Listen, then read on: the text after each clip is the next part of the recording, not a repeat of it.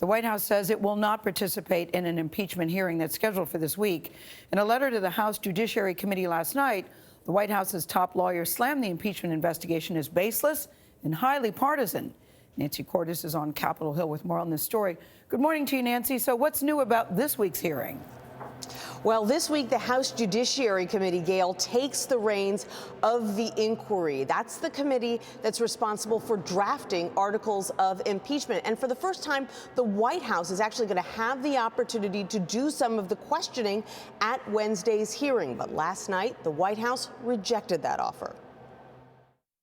In a letter last night to the House Judiciary Committee, the chief White House counsel said, "We do not intend to participate in your Wednesday hearing because it exacerbates the complete lack of due process and fundamental fairness for the president." This is a complete American waste of time right here.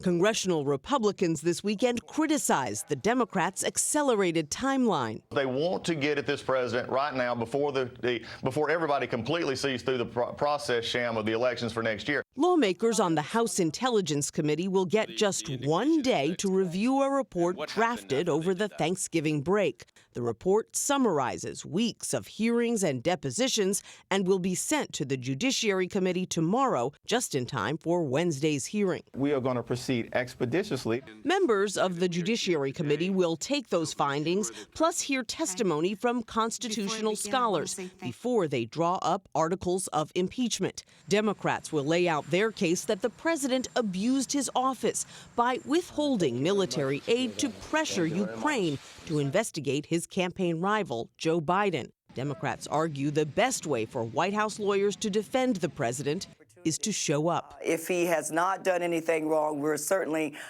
anxious to hear his explanation of that. The White House has not ruled out participating in future hearings, but it must make a decision by Friday and propose possible witnesses. I think it would be to the president's advantage to have his attorneys there. That is his right.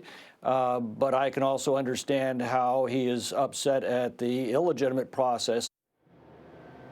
Today, the House Judiciary Committee is expected to announce the law professors and constitutional scholars that will testify at Wednesday's hearing. The president himself will not be in town. He actually heads to London later this morning for a two-day NATO summit. Tony? All right, Nancy, thank you very much.